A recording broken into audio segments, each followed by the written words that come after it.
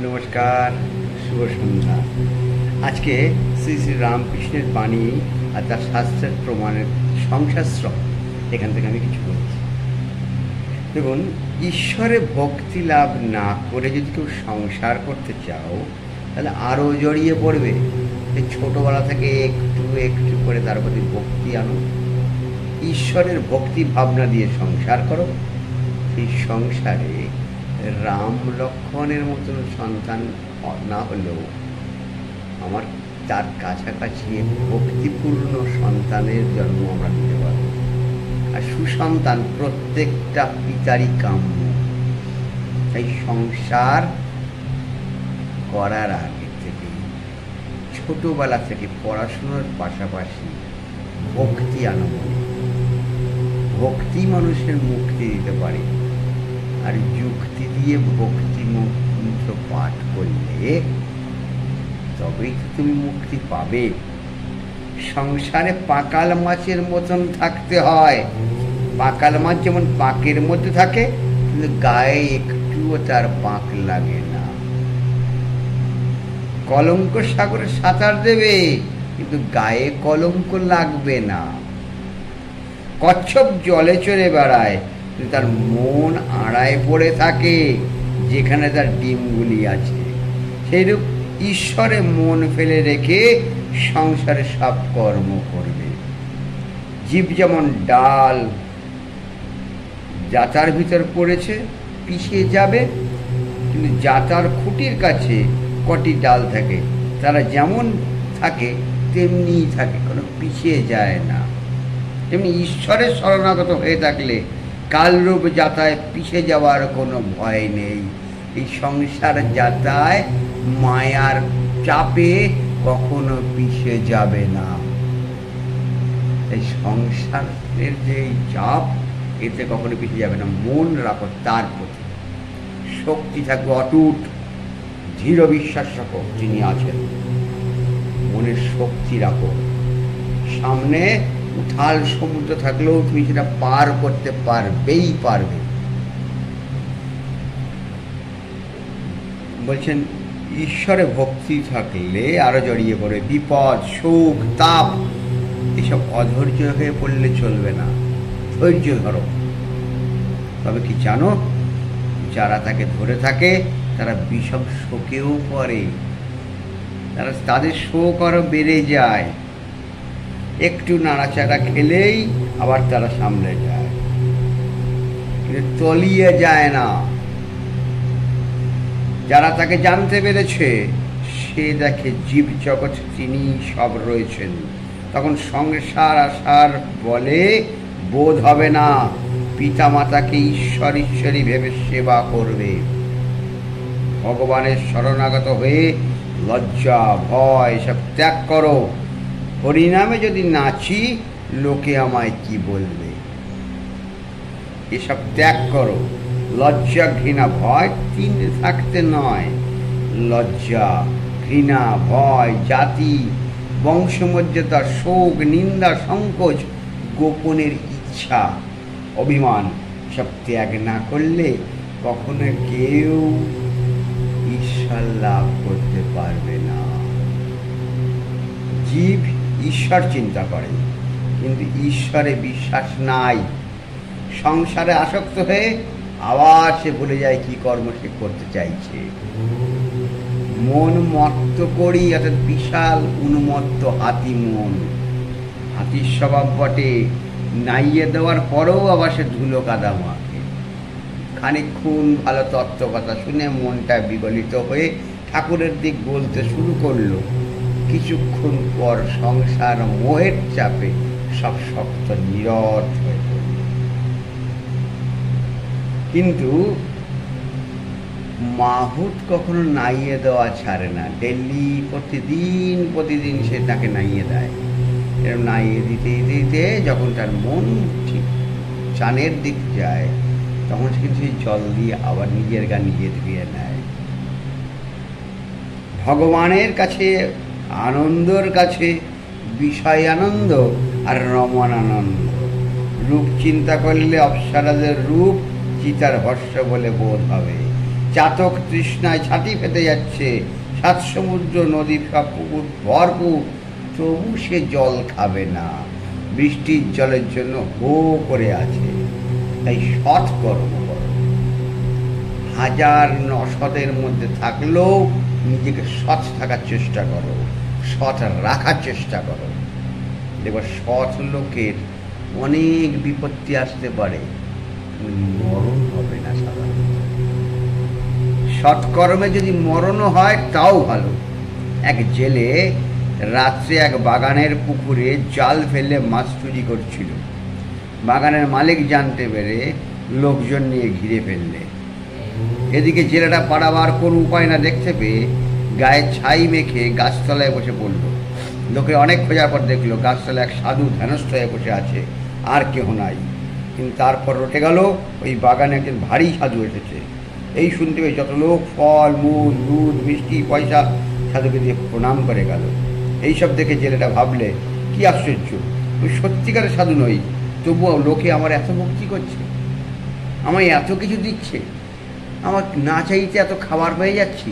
বাহ, তাহলে আর সত্যিকারে যদি আমি সাধু হই, ভগবানকে নিশ্চয়ই তাহলে পাবো, তাহলে আরও অনেক ভালো ভালো জিনিস পাবো। এইসব ভেবে কপট তার মন থেকে দূর হয়ে গেল তার, এবং সেই সাধনাতেই তার চৈতন্য দূর হলো। অনিচ্ছয়া কৃতনপি প্রাপ্তমিদং বিধং মুনে, সমারাধ্য বিশ্বসং ভক্তি ভাবেন মাধবম, প্রাপ্স্যমিতি পরং শ্রেয় ইতি মে নিশ্চিতামতি, অনিবেশামি যৎকর্ম কৃতন্ত সুমহৎ ফলম, দদাতি হির্নির্নাথ বিপ্রো কিং পুনঃসমাগর্চনাথ। বলছেন নারদ পুরাণ থেকে, বৃহৎ নারদ পুরাণ থেকে এরা বলেছে। কিছুক্ষণ আগে বললাম, অনিচ্ছা থাকলেও যদি আমি সাধুর মতন ভাব করে থাকি, সেই সাধু হতে হতে একদিন সত্যি মনটা সাধু হয়ে যায়। ভেগ ধরতে ধরতে কোন সময় এই যে ভেগ ধরেছি সেই সব রূপ হয়ে যায়। ঘৃণা লজ্জা ভয়ং শঙ্কা যুগ্মা চ্যতি পঞ্চমী, কুলং শিলং যথা জাতি রষ্টৌ পাশ প্রতীক্ষিতা, পাশবদ্ধ স্মৃত জীব পাশমুক্ত সদা শিব, মনস্থ প্রবলং নিত্যং সাবিকরং স্বভাবতম, বসং নায়ন্তি করিণং প্রমত্যাবি হস্তিপা, কচ্চিতাচীন বর্তে হবার্ধাৎ কচ্চিরতি তৎপুনাম, প্রায়শ্চিত্র প্রমোর্থং মন্যে কুঞ্জর শৌচ বর্ণাৎ। গরুড় পুরাণ থেকে বলা হলো এটা। রামকৃষ্ণদেব এত পুরাণ পড়েছিলেন কিনা তা জানি না, কিন্তু প্রতিটা কথার সঙ্গে পুরাণের বিভিন্ন রকমভাবে মিল আছে। তিনি যে সত্যিয়তের পরমহংস, তিনি পরমহংস মানে প্রত্যেকটা জিনিসের থেকে সুন্দর সুন্দর ভালো ভালো জিনিসগুলো তিনি দিতেন, সহজ সরলভাবে গোদা বাংলায় আমাদের মধ্যে মনের কথা বলে দিতেন। এই কথা অমৃতের সমান, তার এই কথা অমৃত। তাকে প্রার্থনা করতে হয় যেন ভোগ আসক্তি যায়, আর তোমার পদবদ্ধে যেন মন রতি হয়। ভোগ আসক্তি ত্যাগ হলে শরীর যাবার সময় তাকেই মনে পড়বে, আর তা না হলে স্ত্রী পুত্র মান সম্মান গৃহ ধন ইত্যাদি মনে পড়বে। এই যে যেগুলো বললাম, কেউ আমার সঙ্গে যাবে না, কিন্তু তার পাদপদ্ম যদি মনের মধ্যে রাখি, তাই সেটাই আমার সঙ্গে যাবে। সঙ্গে যেতে গেলে তার কথা সবসময় স্মরণ করতে হবে। এই মনে মনে কিছু না পারলেও আপনারা সবাই হরিনাম করুন।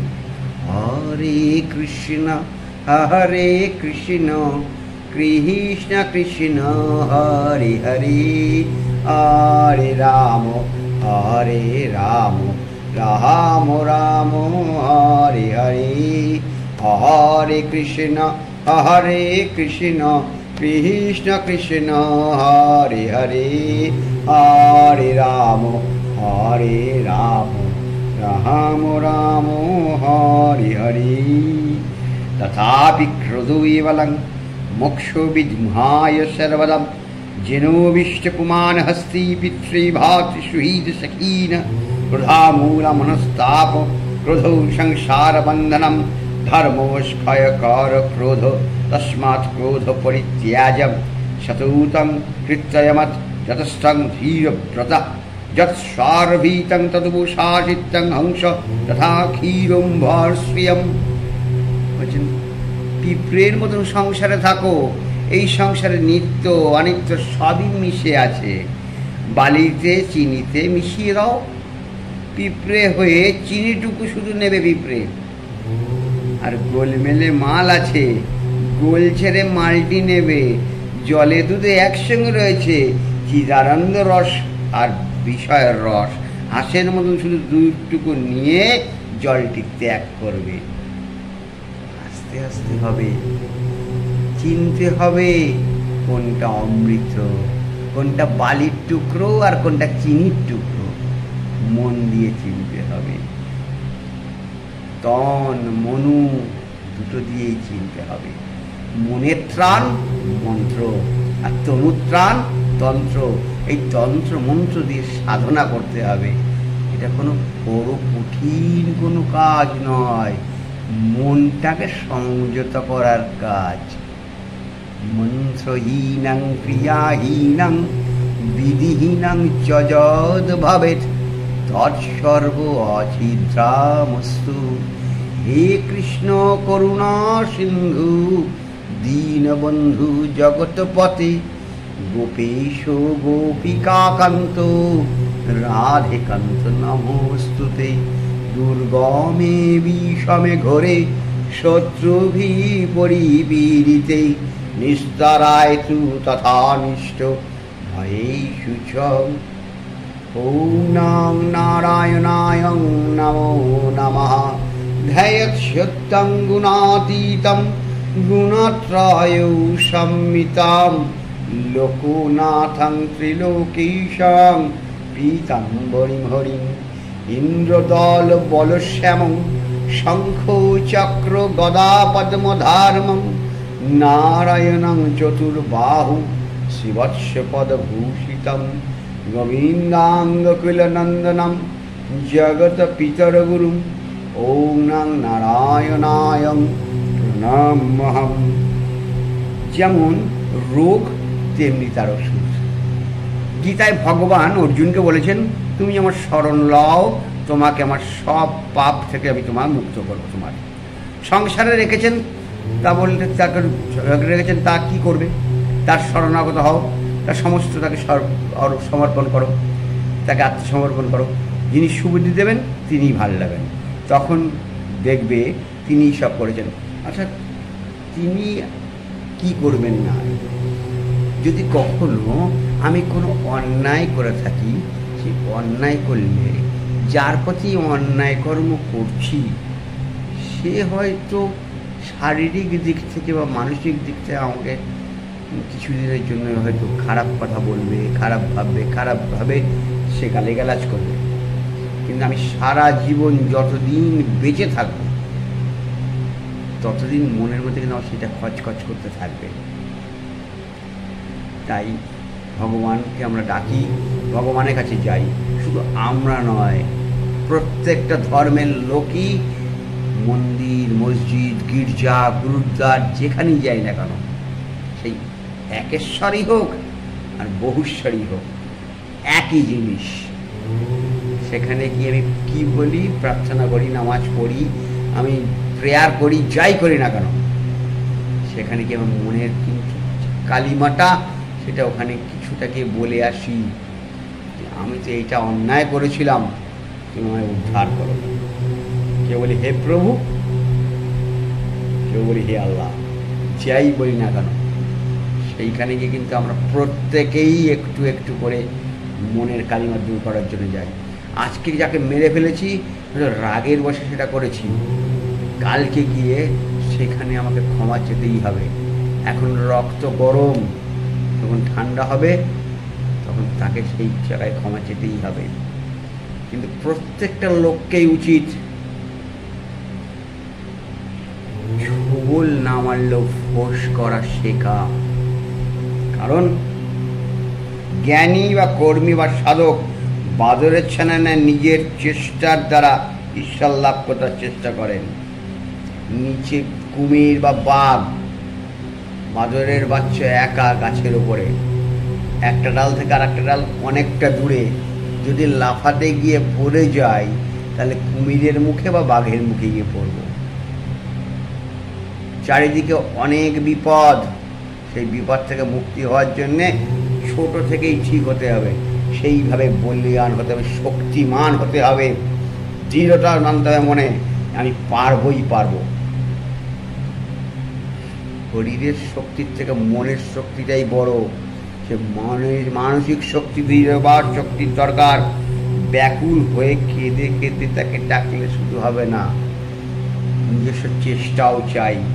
আমাকে সেখানে যেতেই হবে, যেতেই হবে, যেতেই হবে, এটা ভাবতে হবে। কর্মিণাং কর্মণাং সাক্ষী কুতকর্ম চ গোপনম অন্তর্যামি চ কৃষ্ণং চ প্রচারং কুরুতে মুদা। তার নাম কৃষ্ণ, অর্থাৎ কালো,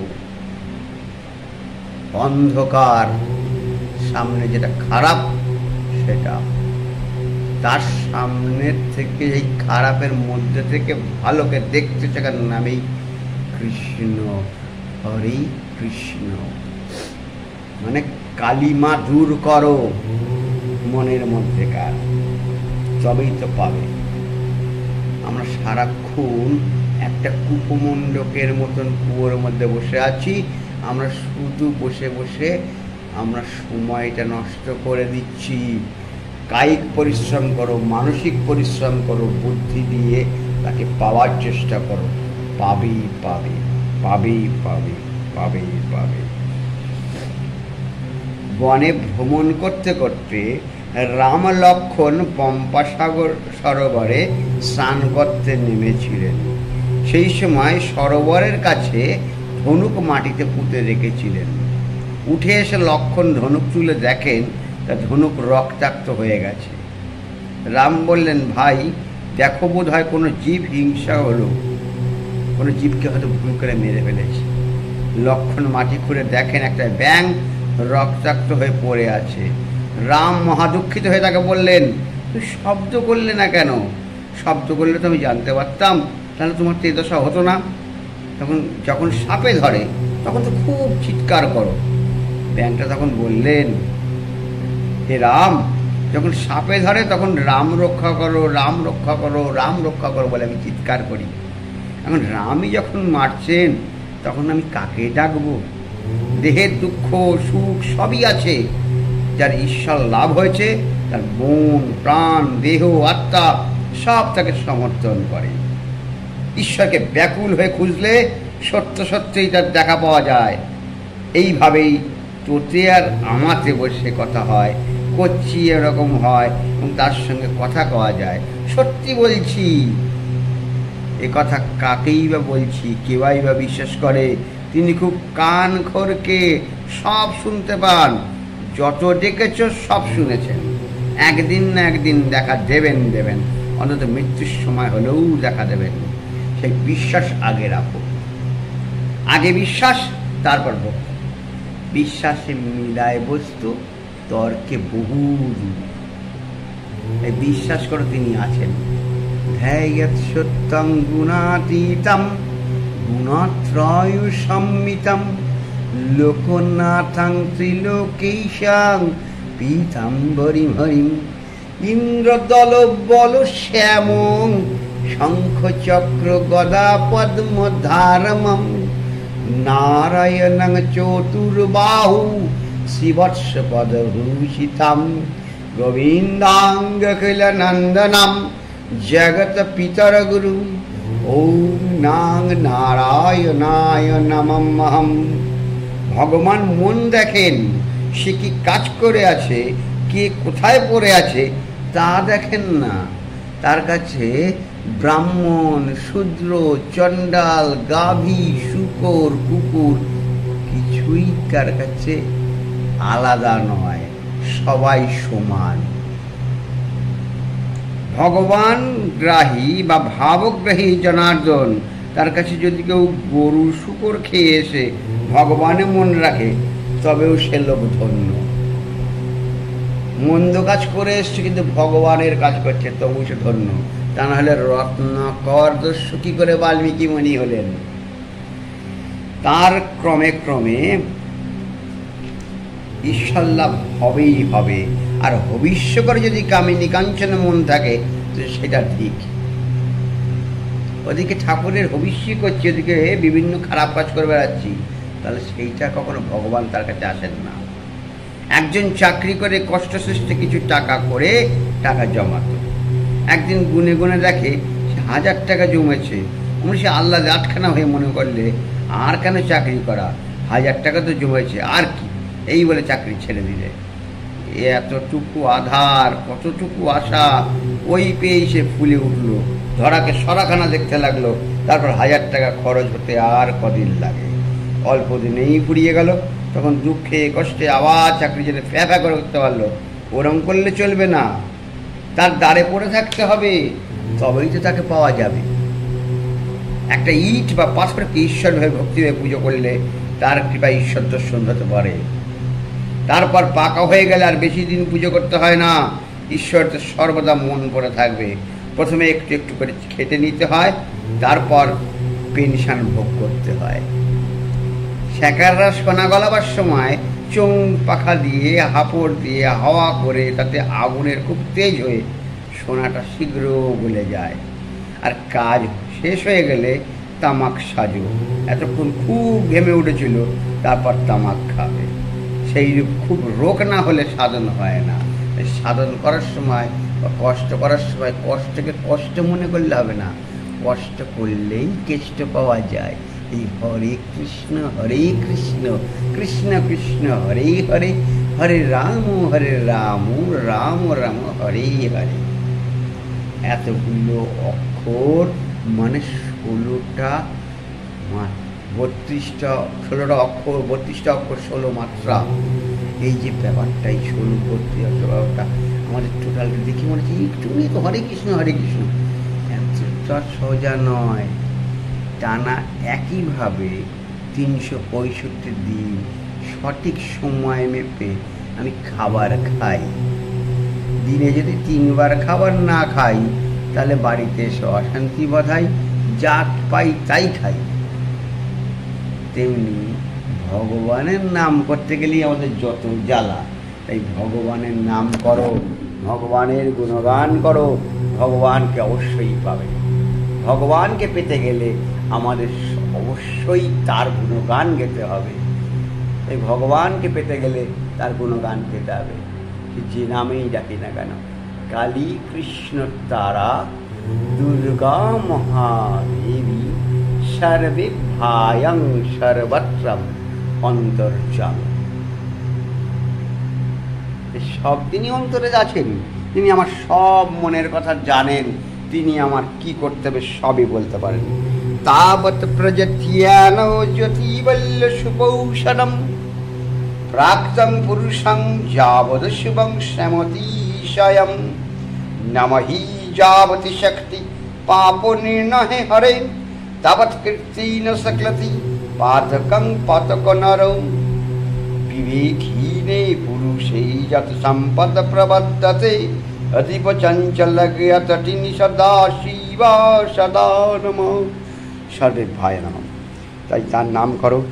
সংসারে থাকতে গেলেই সুখ দুঃখ একটু আধটু অশান্তি আছেই। কাজলের ঘরে থাকলে গায়েতে একটু কালি লাগবেই। এই হরি বল বলো, হরি বলে বলো, হাততালি দিয়ে সকাল সন্ধ্যায় হরি নাম করো, সকল পাপ তাপ চলে যাবে। দেহবৃক্ষে যত পাপি পাখি আছে সব কীর্তনের হাততালি দিয়ে অসাধারণ তারা উড়ে চলে যাবে।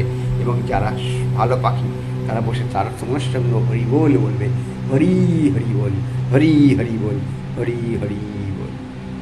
জয় শ্রীকৃষ্ণায় নমঃ। গোবিন্দায়।